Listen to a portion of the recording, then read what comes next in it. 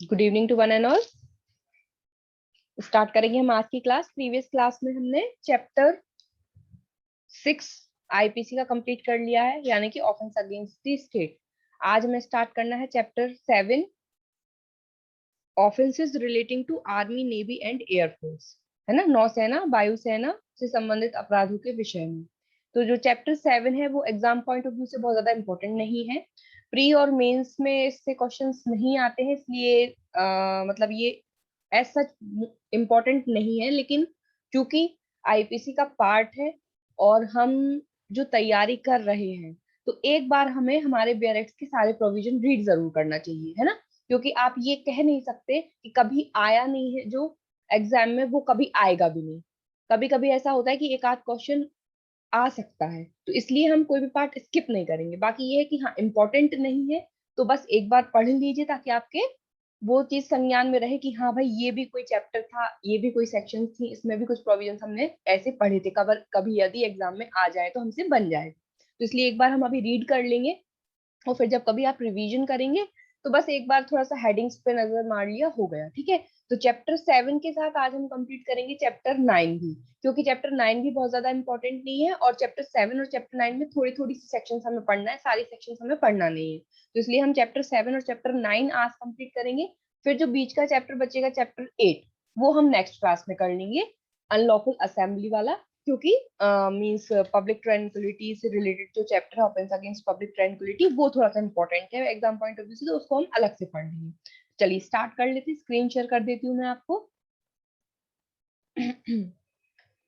ये है आपका चैप्टर 7, ठीक है। Offences relating to the army, navy and air force, नौसेना और वायुसेना से संबंधित अपराधों के विषय में।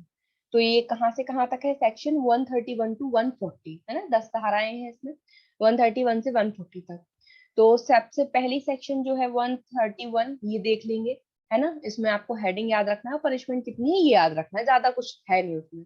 तो 131 में बताया गया है, अबेटिंग म्यूटिनी और attempting to seduce a soldier, sailor और एयरमैन फ्रॉम हिज ड्यूटी, विद्रोह का दुष्प्रेरण या किसी सैनिक, नौसैनिक या वायुसैनिक को कर्तव्य से विचलित करने का प्रयत्न करना, ठीक है ना। तो जितने भी आर्मी, नेवी और मिलिट्री वाले जो पर्सन होते हैं, उनमें जो काम करने वाले ऑफिसर्स हैं, सोल्जर्स हैं, ऑफिसर्स हैं, सेलर्स हैं, उनको आप इस तरीके से उकसा रहे हैं, प्रयत्न कर रहे हैं कि वो अपने कर्तव्य से क्या हो, विचलित हो, उनका काम करने में जो उनकी ड्यूटी है वो ना कर पाए, इस तरीके की आप चीजें कर रहे हैं।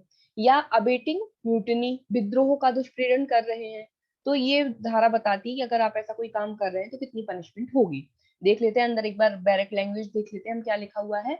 whoever abates the committing of mutiny by an officer, soldier, sailor or airman in the army, navy or air force of the government of India, or attempts to seduce any such officer, soldier, sailor or airman from his allegiance or his duty, shall be punished with imprisonment for life or with imprisonment of either description for a term which may extend to 10 years and shall also be liable to fine। क्या कहा गया है हिंदी में भी एक बार इसकी direct language देखेंगे। जो कोई भारत सरकार की सेना, नौसेना या वायुसेना के किसी ऑफिसर, सैनिक, नौसैनिक या वायुसैनिक द्वारा विद्रोह किए जाने का दुष्प्रेरण करेगा, ठीक है। मतलब कोई पर्सन है जो भारत सरकार की सेना, नौसेना में काम करने वाले जितने भी ऑफिसर्स हैं, सैनिक हैं, नौसैनिक या वायुसैनिक हैं, उनके द्वारा विद्रोह किए जाने का दुष्प्रेरण कर रहा है ना। या ऐसे किसी ऑफिसर, सैनिक, नौसैनिक या वायुसैनिक को उसकी राज्य निष्ठा या उसके कर्तव्य से विचलित करने का प्रयत्न करता है, किसी भी तरीके से उसको उकसाने की कोशिश कर रहा है कि वो अपनी जो सेवाएं वे प्रदान कर रहा है वो उससे विचलित हो, वह आजीवन कारावास से या दोनों में से किसी भांति के कारावास से, जिसकी अवधि 10 वर्ष तक की हो सकेगी, दंडित किया जाएगा और जुर्माने से भी दंडित किया जाएगा। तो पनिशमेंट कितनी मिलेगी? या तो लाइफ इम्प्रिजनमेंट या 10 साल तक का कारावास प्लस फाइन।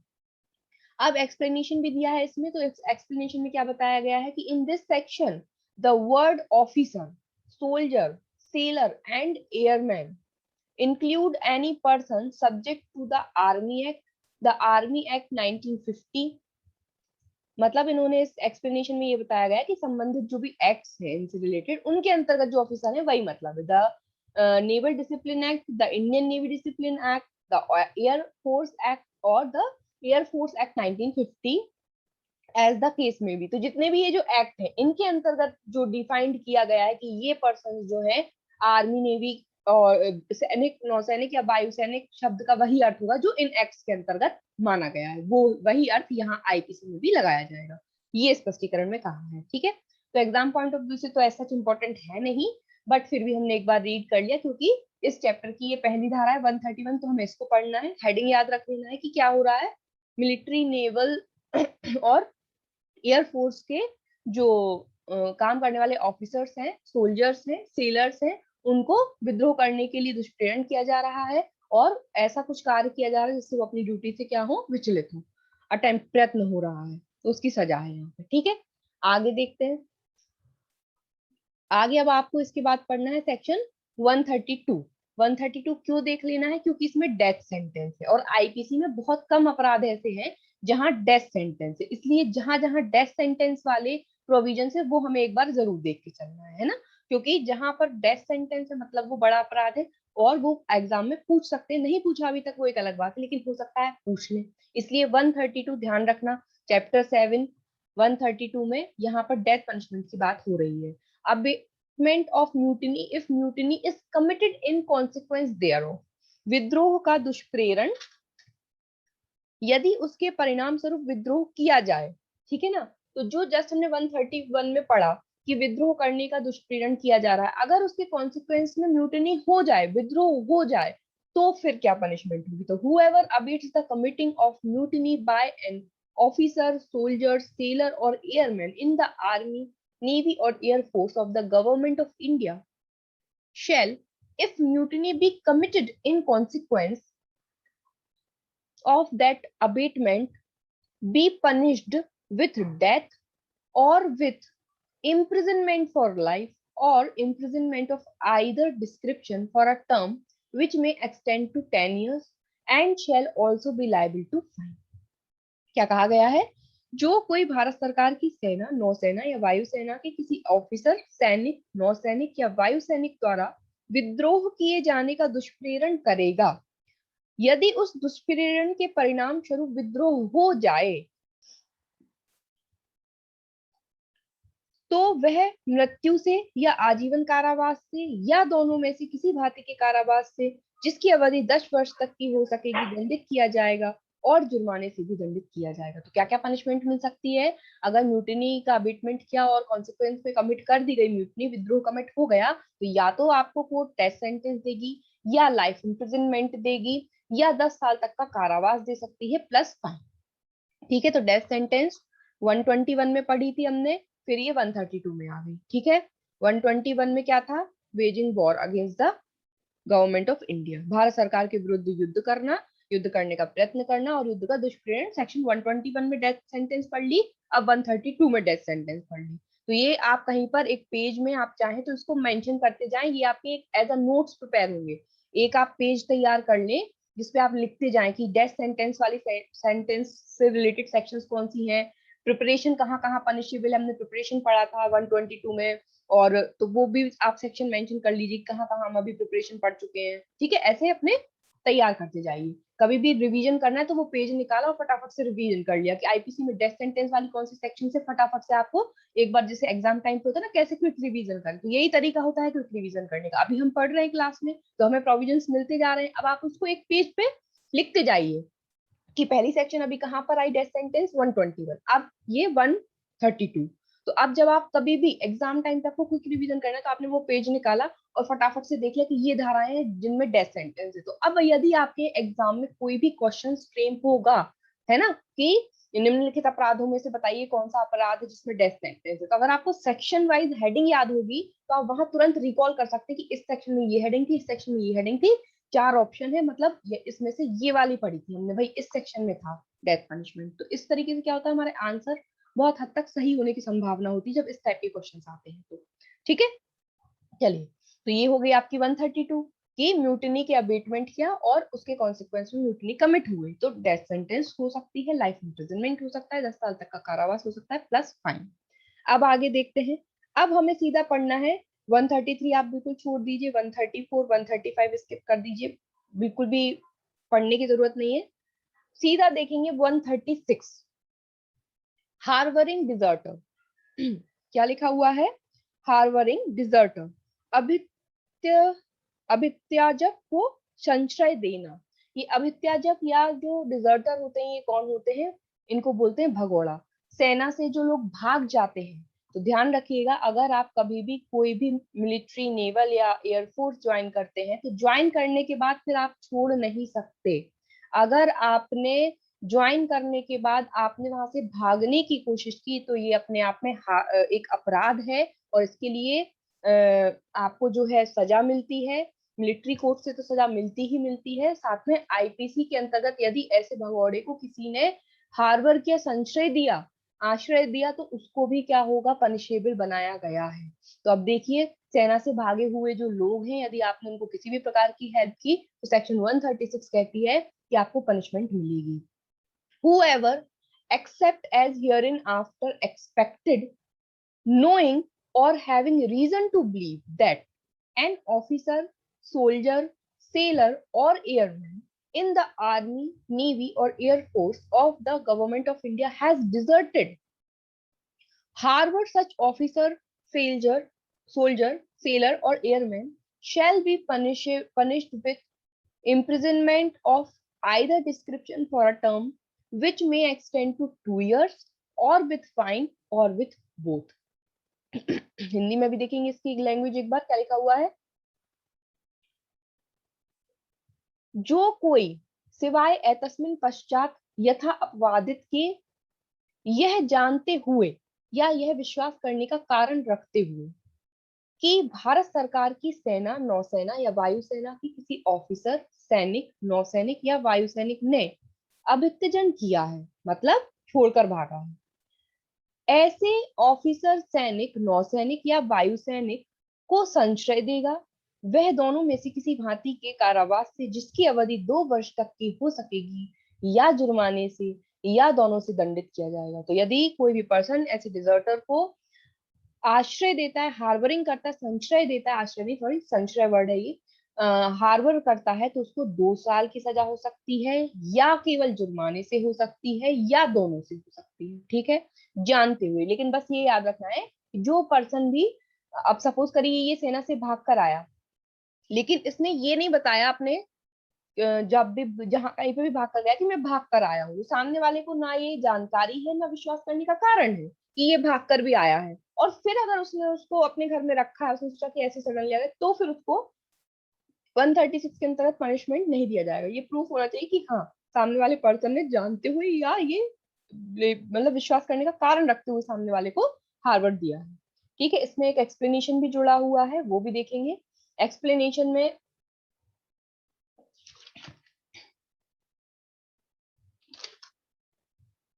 मैं इसकी वो फोटो क्लिक करना भूल गई शायद से, इसका एक एक्सेप्शन था, तो मैं आपको ऐसे बता दे रही हूँ। एक्सेप्शन इसका ये था 136 का, this provision does not extend to the case in which the harbour is given by a wife to her husband. इस उपबंध का विस्तार उस मामले पर नहीं है जिसमें पत्नी द्वारा अपने पति को संशय दिया जाएगा। तो यहाँ पे देखिए स्पेसिफिकली कर दिया गया। लेकिन यदि कोई पत्नी अपने पति को अगर संशय देती है, हार्बर करती है, मतलब सेना से छोड़कर भागकर आया है, और पत्नी ने अपने घर पर उसको रखा है, खाना दे रही है, हर तरीके से, मतलब हम हार्बर तो पढ़ ही चुके हैं कि हार्बर का क्या क्या मतलब है, तो उस तरीके से संशय दे रही, तो पत्नी को 136 के अंतर्गत लायबल नहीं माना जाएगा।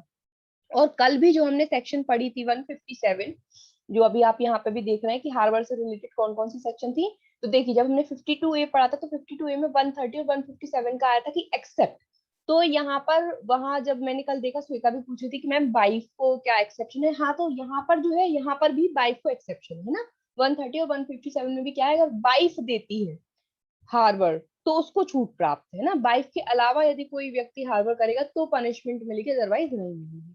ठीक है, तो आगे बढ़ते हैं। देखिए अब 136 के बाद आपको क्या देखना है, 136 के बाद आपको 137 सेक्शन 138 139 नहीं पढ़नी है, इंपॉर्टेंट नहीं है, बिल्कुल आप स्किप कर दीजिए।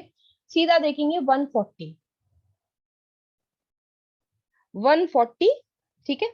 यहाँ पर क्या बता रहे हैं, वेयरिंग गार्ब और carrying token used by soldier, sailor और एयरमैन। सैनिक, नौसैनिक या वायुसैनिक द्वारा उपयोग में लाई जाने वाली पोशाक पहनना या टोकन धारण करना।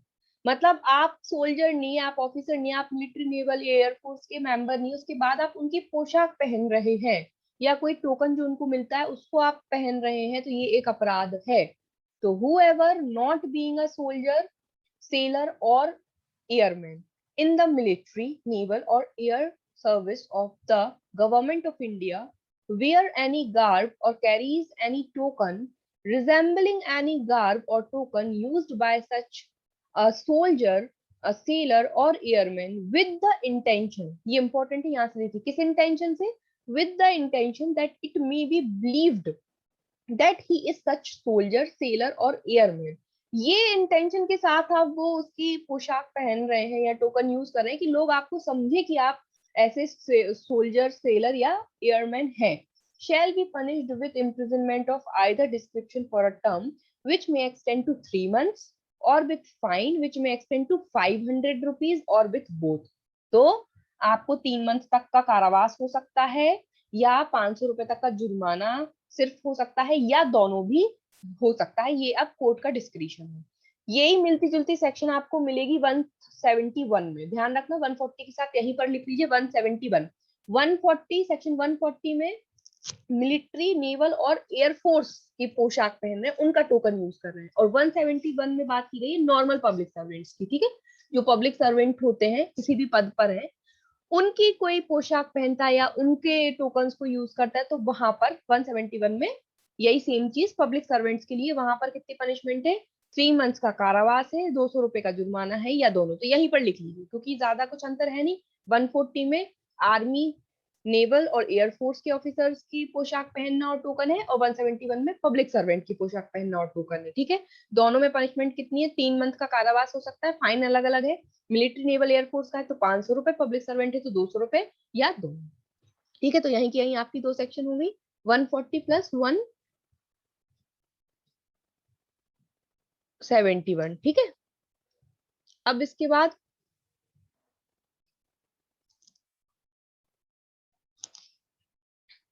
नेक्स्ट देखते हैं,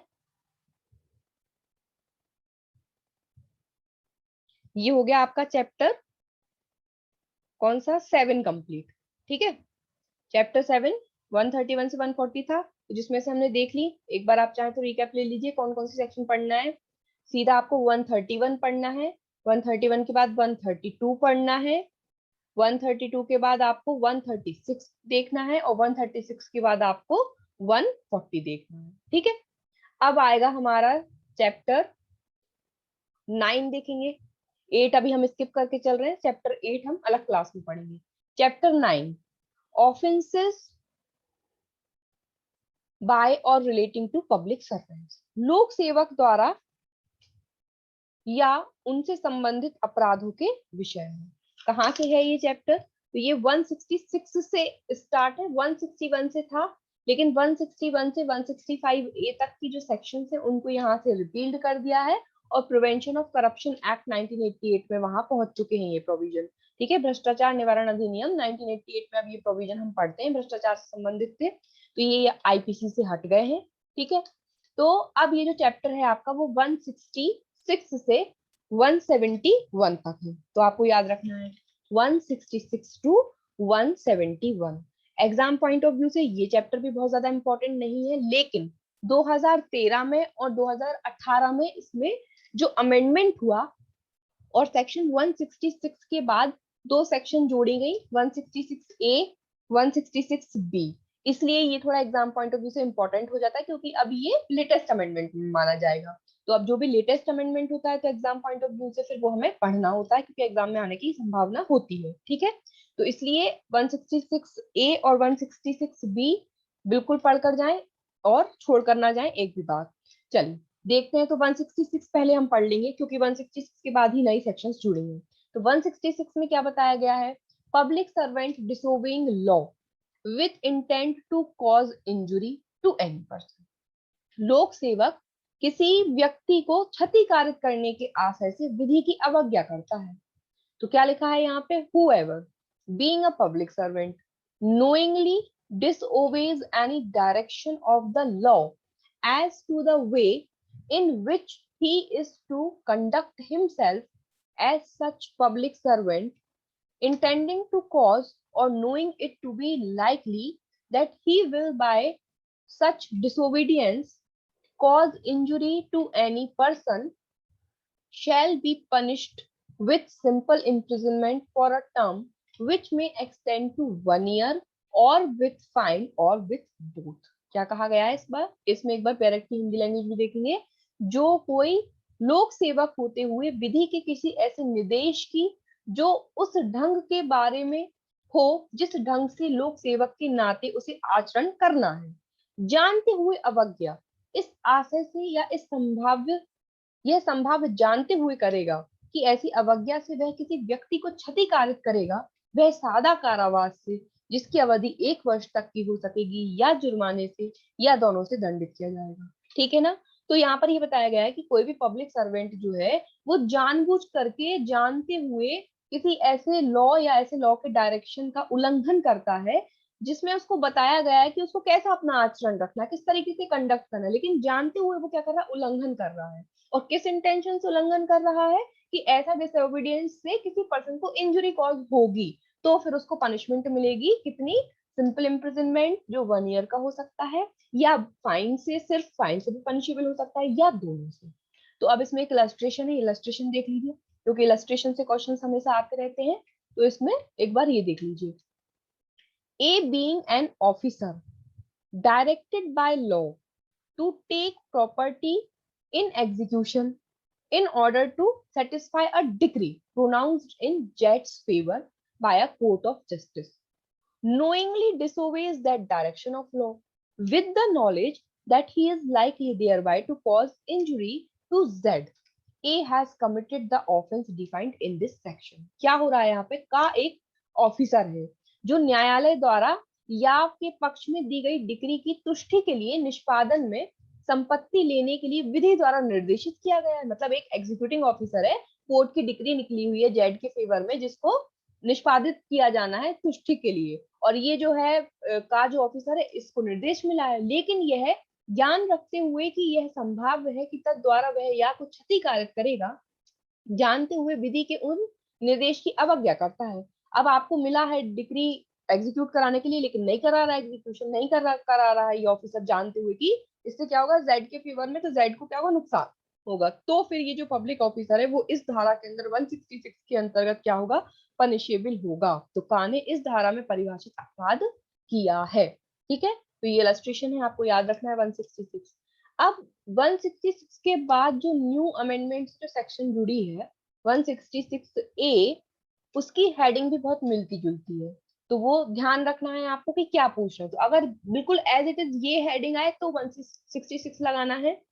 यहाँ पर क्या है? Public servant disobeying law with intent to cause injury to any person. ये पूरी हेडिंग अगर आपको मिले कि लोक सेवक किसी व्यक्ति को क्षतिकारक करने के आशय से विधि की अवज्ञा कर रहा है, तो इस सेक्शन में स्पेसिफिकली किसी व्यक्ति को क्षतिकारक करने की आशय से अवज्ञा की जा रही है। ठीक है, और 166 ए में क्या है देखिए 166 ए की हेडिंग क्या है देखिए, public servant disobeying direction under law. यहाँ पर सिर्फ इतनी ही हेडिंग है, पब्लिक सर्वेंट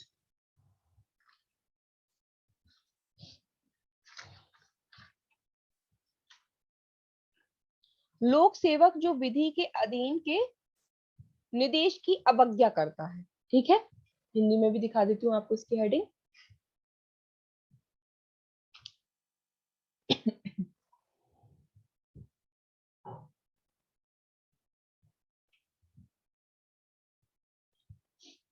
लोक सेवक जो विधि के अधीन के निर्देश की अवज्ञा करता है। ठीक है, तो क्या लिखा हुआ है यहाँ देखते हैं, इसको पढ़ते हैं।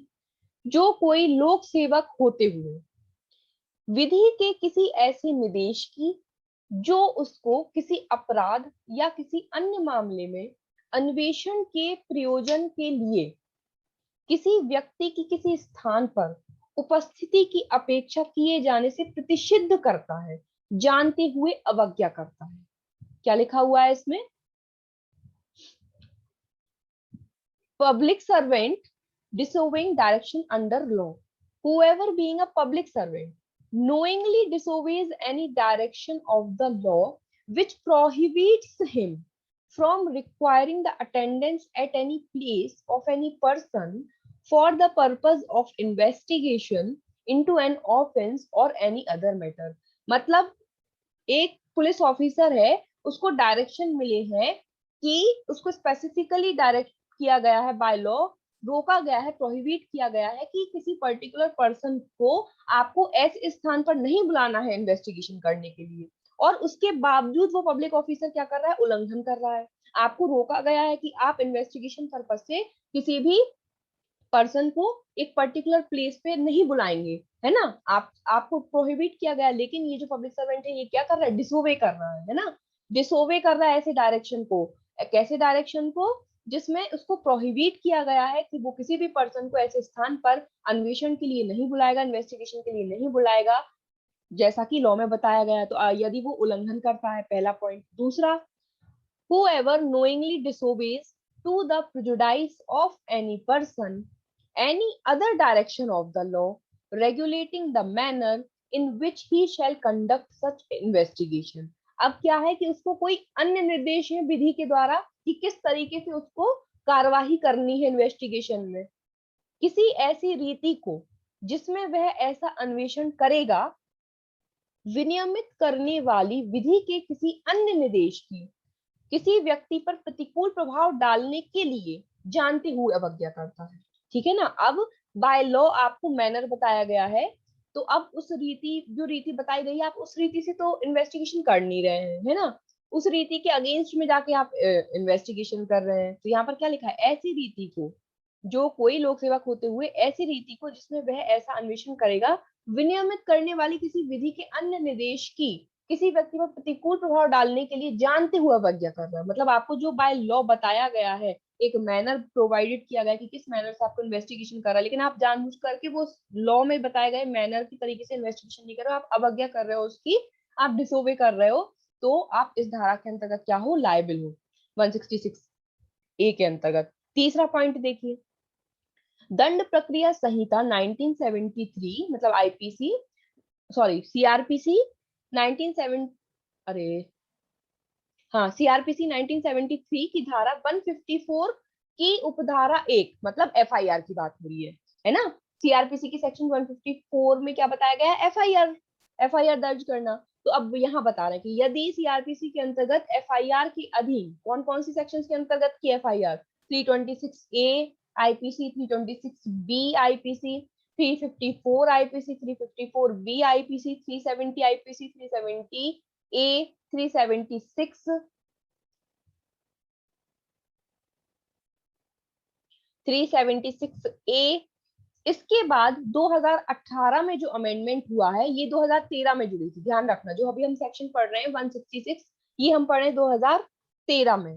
फिर 2018 में फिर इस सेक्शन में अमेंडमेंट हुआ और ये नई धाराएं जोड़ दी गई, और अकॉर्डिंगली इस सेक्शन में भी ये नई धाराओं का उल्लेख कर दिया गया। 376 ए बी, उसके बाद 376 डी के बाद 376 डी ए और डी बी। तो इन अपराधों, इन धाराओं के अंतर्गत अपराधों में एफआईआर दर्ज की जाती है, उसके अधीन दंडनीय संज्ञेय अपराध के संबंध में उसे दी गई किसी सूचना को लेखबद्ध करने में असफल रहता है। तो तीसरा पॉइंट क्या है कि यदि कोई पब्लिक ऑफिसर इन धाराओं के अंतर्गत, सीआरपीसी के अंतर्गत एफआईआर को लिखने में असफल रहता है, मतलब एफआईआर लिखने की ड्यूटी है, हम पढ़ चुके हैं सीआरपीसी की सेक्शन में, जहां एफआईआर वाली सेक्शन, वहां क्या बताया कि यदि कोई पर्सन एफआईआर लिखवाने आता है तो उस ऑफिसर इंचार्ज की ड्यूटी है कि वो एफआईआर लिखेगा। यदि वो एफआईआर नहीं लिखता है तो फिर सुपरिटेंडेंट के पास चले जाते हैं। तो अगर वो नहीं लिखता है वो ऑफिसर, तो उसके खिलाफ कौन सी कार्रवाई होगी? 166 ए की कार्रवाई होगी आईपीसी। ठीक है, वो कहाँ पनिशेबल होगा? 166 ए आईपीसी में पनिशेबल होगा, थर्ड ग्राउंड के अकॉर्डिंग। ठीक है, तो देखिए उसको कितनी पनिशमेंट मिल रही है ऐसे ऑफिसर को। वह कठोर कारावास से रिगरस इम्प्रिजनमेंट, जिसकी अवधि 6 मास से कम की नहीं होगी किंतु जो 2 वर्ष तक की हो सकेगी, दंडित किया जाएगा और जुर्माने से भी। तो देखिए मिनिमम 6 मंथ, जिसकी अवधि 6 मास से कम नहीं होगी, मतलब कम से कम 6 मंथ की पनिशमेंट तो इस सेक्शन के अंदर होनी ही होनी है। अगर कोई भी पब्लिक सर्वेंट है वो किसी ऐसे प्लेस पे इन्वेस्टिगेशन के लिए बुलाता है किसी पर्सन को जिसके लिए बाय लॉ उसको प्रोहिबिट किया गया है, पहला ग्राउंड। दूसरा ग्राउंड, जिस मैनर में इन्वेस्टिगेशन करने का तरीका बताया उस मैनर का डिसओबे करता है। इन अपराधों के अंतर्गत आईपीसी की जो सेक्शंस बताई हैं, इन सेक्शंस के अंतर्गत एफआईआर लिखने में असफल होता है तो कम से कम 6 मंथ के लिए तो 166 ए के अंतर्गत वो पब्लिक ऑफिसर जेल जाएगा ही जाएगा। और कठोर कारावास, और वो भी रिगरस इम्प्रिजनमेंट होगा, सादा भी नहीं होगा, है ना। 6 मंथ से कम की नहीं होगी किंतु जो 2 वर्ष तक की हो सकेगी, और मैक्सिमम कितना है, 2 वर्ष तक का हो सकता है। तो मिनिमम 6 मंथ से कम का तो होगा ही नहीं, और 2 वर्ष तक हो सकता है। तो 6 मंथ दे दे, 7 दे दे, 1 साल दे दे, 1.5 साल दे दे, 2 साल दे दे। प्लस और क्या बताया गया है, दंडित किया जाएगा और जुर्माने से भी, प्लस फाइन भी होगा। तो वहीं पर लिख लीजिए minimum 6 month, maximum 2 years, plus fine, plus rigorous imprisonment, ये याद रखना है। ठीक है, इंग्लिश वर्जन भी एक बार देख ले पनिशमेंट का। तो फर्स्ट ग्राउंड क्या हो गया कि ऐसे प्लेस पर इन्वेस्टिगेशन के लिए बुला रहा है जहां पर बाय लॉ मना किया गया है। सेकंड में मैनर जो बताया गया है रेगुलेट करने का, किस तरीके से आपको जो है इन्वेस्टिगेशन को करना है, उस मैनर का डिसओबे कर रहा है। और थर्ड पॉइंट में क्या बता दिया गया, fails to record any information under CrPC of section 154(1) clause के अंदर, मतलब FIR under section 326 A B, 354, 354 B, 370, 370 A, 376, 376 A, 376 A B, 376 B, C, D, D A, D B and 376 E और section 509 shall be punishable with rigorous imprisonment for a term which shall not be less than 6 months but which may extend to 2 years and shall also be liable to fine। ठीक, अब ये जो section है 166 ए, ये पूरे India पे as it is लागू है जैसी हमने पढ़ी, लेकिन इसमें एक स्टेट अमेंडमेंट मिला मुझे, वो हम देख लेते हैं। तो वो स्टेट अमेंडमेंट है सिर्फ अरुणाचल प्रदेश के लिए, ठीक है, बाकी जगह सेम है। देख लेते हैं, छोटा सा है।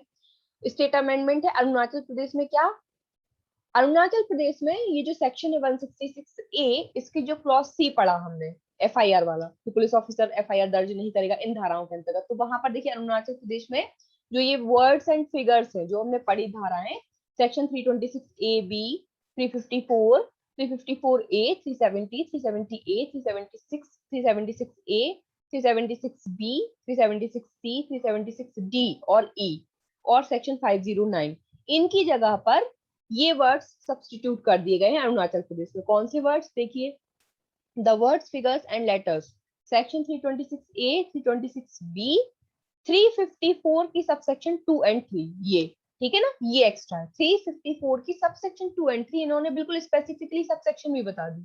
Of section 354 A, 3 section 354 B, 354 C, subsection 2 of section 354 D, मतलब 354 डी में जो गैंगरेप है, तो गैंगरेप की सबसेक्शन 2, ये इन्होंने पर्टिकुलरली बता दिया कि गैंगरेप में जो सबसेक्शन 2 के अंतर्गत यदि एफआईआर दर्ज नहीं करेगा पुलिस ऑफिसर अरुणाचल प्रदेश में, तो 166 ए के अंतर्गत उसको पनिशमेंट दिया जाएगा। ठीक है, बाकी जनरल जो हमने पढ़ा वो क्या है, 354 डी है, मतलब पूरी सेक्शन कवर की है। लेकिन अरुणाचल प्रदेश में स्पेसिफिकली उन्होंने क्या कह दिया, 354 डी की सबसेक्शन 2 के अंतर्गत यदि एफआईआर दर्ज नहीं करता है पुलिस वाला, तो क्या होगा, उसको 166 ए के अंतर्गत कम से कम 6 मंथ की सजा होगी। Section 370, 370 A, 376, section 376 A, 376 double A, तो अरुणाचल प्रदेश में 376 डबल ए भी इंक्लूड कर दी गई। Section 376 B, 376 C, 376 D, 376 D A, 376 E and 509। तो यहाँ पर कुछ एक्स्ट्रा सेक्शंस और एक्स्ट्रा सबसेक्शन बता दी गई है, तो ये थोड़ा सा याद रख लीजिए ना, आप लोग चाहें तो बाद में मैं आपको शेयर कर दूंगी ये ग्रुप में, ठीक है। तो अगर कभी आप अरुणाचल प्रदेश का सिविल जज दें तो आपको काम आ जाएगा, इसलिए अपन ने बता दिया ये चीजें ना, क्योंकि यही स्टेट अमेंडमेंट मिला मुझे। आगे देखते हैं, तो 166 ए याद रखना है, ठीक है। 2013 में इसको अमेंड किया गया और फिर 2018 में फर्दर अमेंडमेंट करके इसमें जो नई धाराएं 2018 से जुड़ी थी वो धाराएं इसमें ऐड कर दी गई, ठीक है। आगे देखते हैं हम सेक्शन 166 बी। देखिए अब ये भी 2013 के अमेंडमेंट से जुड़ी है। सेक्शन 166 बी आने की बहुत संभावना है एग्जाम में, इसलिए हेडिंग तो बिल्कुल याद रखें। Punishment for non treatment of victim. यहाँ क्या बात की गई है? Punishment for non treatment of victim, कि जो रेप की पीड़िता है उनका उपचार ना करने के लिए दंड की बात इसमें की गई है। पढ़ते हैं अंदर 166 बी में क्या लिखा हुआ है।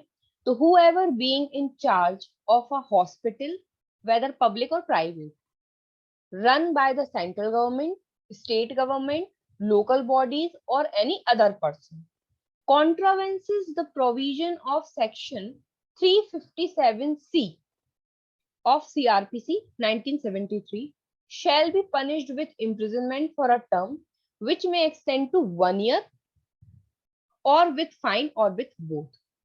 क्या कह रहे हैं यहाँ पर? एक बार हिंदी वर्जन भी पढ़ देती हूँ, उसके बाद एक्सप्लेन करती हूँ।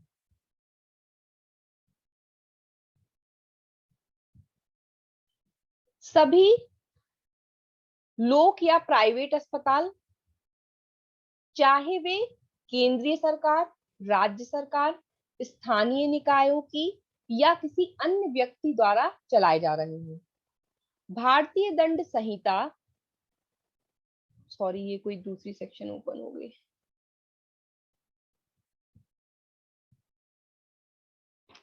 166 बी, सॉरी, हाँ वो सीआरपीसी की हो गई थी चालू।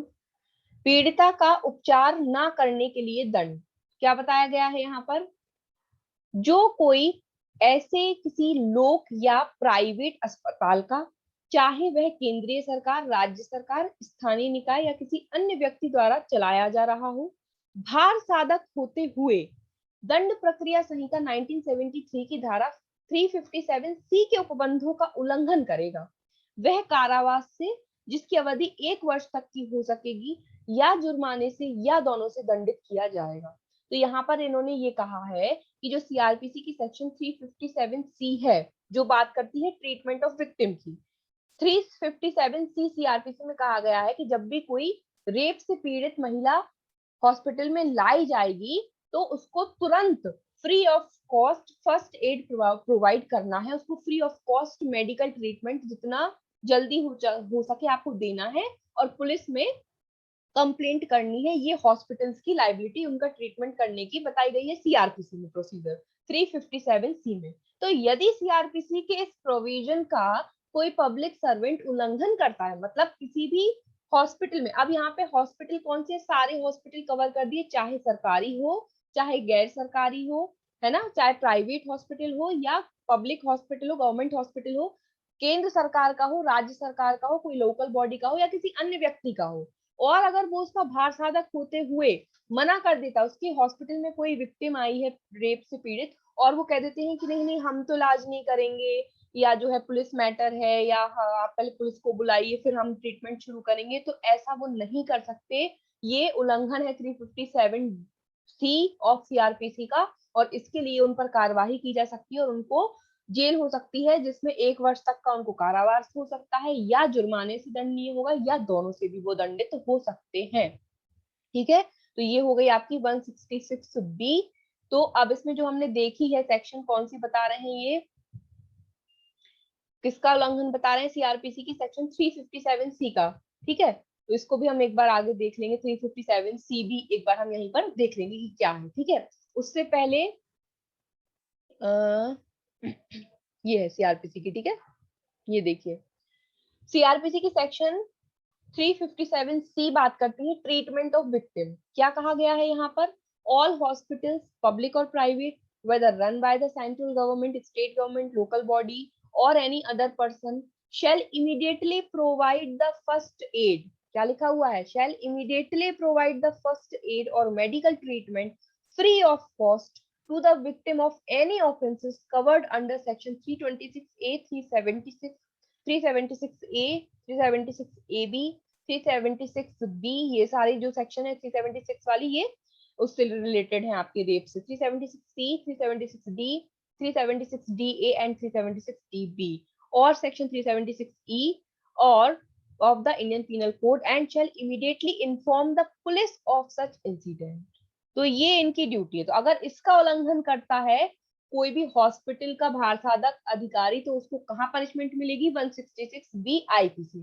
ठीक, तो सीआरपीसी के section 357 seed treatment of victim of rape की बात करती है कि तुरंत फर्स्ट एड प्रोवाइड करना है, फ्री ऑफ कॉस्ट प्रोवाइड करना है और इमीडिएटली पुलिस को भी इन्फॉर्म करने की ड्यूटी किसकी है? अस्पताल के भार साधक अधिकारी की, हॉस्पिटल के जो चार्ज में पर्सन है उसकी। अगर वो ऐसा नहीं करता है, उसका उल्लंघन करता है, तो आईपीसी की सेक्शन 166 बी में उसको पनिशमेंट मिलेगी कितनी? 1 साल तक का कारावास या जुर्माना या दोनों। अब ये जो सेक्शन है सीआरपीसी की, इसमें भी अरुणाचल प्रदेश में वही सेक्शन का जो है अमेंडमेंट है, एक बार दिखा देती हूँ मैं आप लोगों को। तो ये जो सीआरपीसी की सेक्शन 357 सी है, तो अरुणाचल प्रदेश में इन्होंने क्या कह दिया कि in section 357 C of the principal act for the words, ये जो सेक्शंस है ना जो इसमें बताई गई है, इनकी जगह पे क्या हो गया है? सेम सेक्शन है, कुछ एक्स्ट्रा है। 326 ए, 376 डबल ए। तो ये जो 376 ए है, इसके बाद अरुणाचल प्रदेश में 376 डबल ए भी है। ठीक है, 376 बी, 376 सी, 376 डी, 376 डी ए।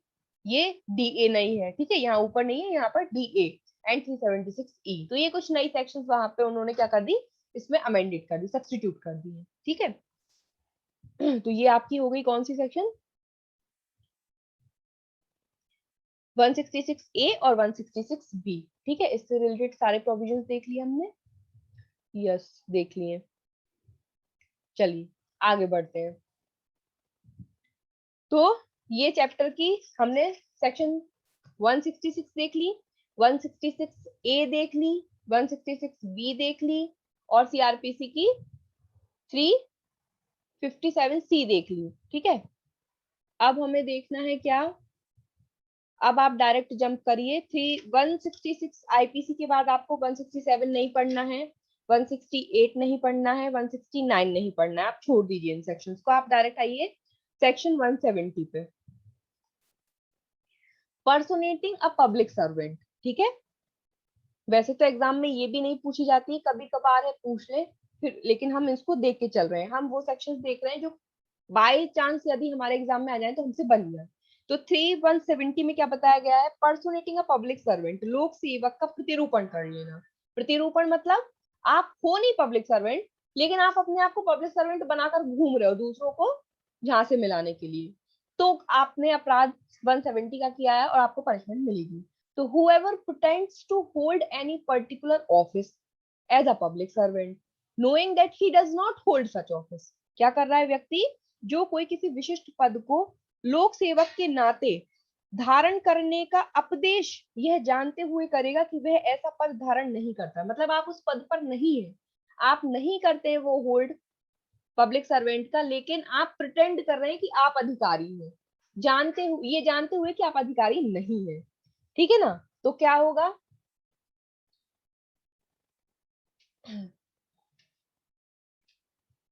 और falsely personates any other person holding such office, या फिर क्या करें, या ऐसा पद धारण करने वाले किसी अन्य व्यक्ति का छद्म प्रतिरूपण करेगा और ऐसी बनावटी रूप से ऐसे पदाभास से कोई कार्य करेगा या करने का प्रयत्न करेगा।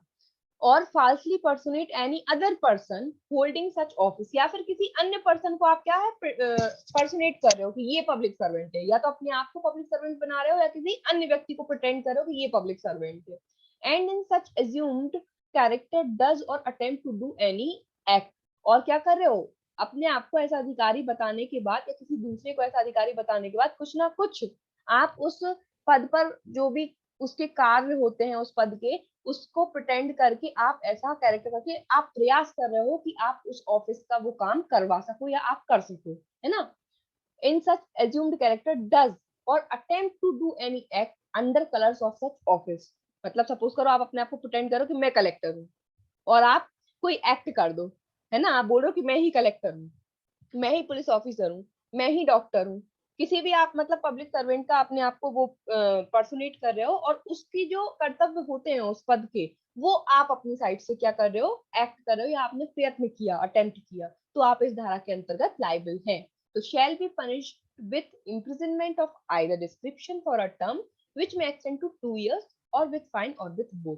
तो कोई भी पर्सन यदि लोक सेवक का प्रतिरूपण धारण करता है या किसी अन्य व्यक्ति का प्रतिरूपण करेगा और ऐसे बनावटी रूप में ऐसे पदाभास से कोई कार्य करेगा या करने का प्रयत्न करेगा, तो वह किसी भी भांति के कारावास से जिसकी अवधि 2 वर्ष तक की हो सकेगी या जुर्माने से या दोनों से दंडित किया जाएगा। ठीक है, क्लियर। अब आपको देखना है लास्ट सेक्शन इस चैप्टर की, सेक्शन 171 हम देख ही चुके हैं। 140 के साथ हमने 171 पहले ही पढ़ ली। 140 में क्या हो रहा है बताइए, अभी जस्ट हमने पढ़ी 140 सेक्शन। इसकी हेडिंग देख के याद आ जाएगा, बियरिंग गार्ब और carrying token use by public servant. वहां पे किसका कर रहे हैं? Shweta, Sandeep? Ma'am public servant का। 140 में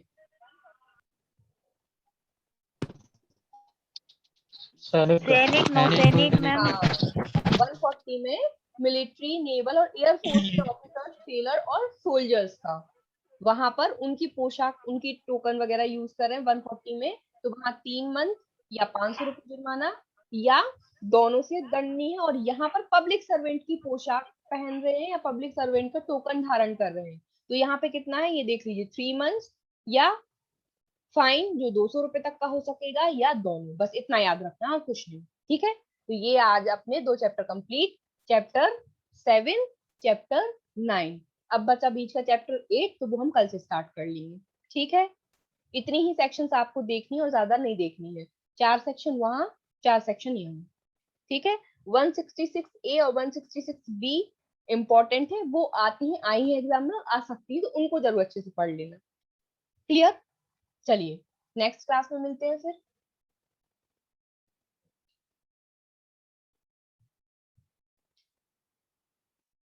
thank you ma'am. Welcome. Thank you ma'am, good night. Good night.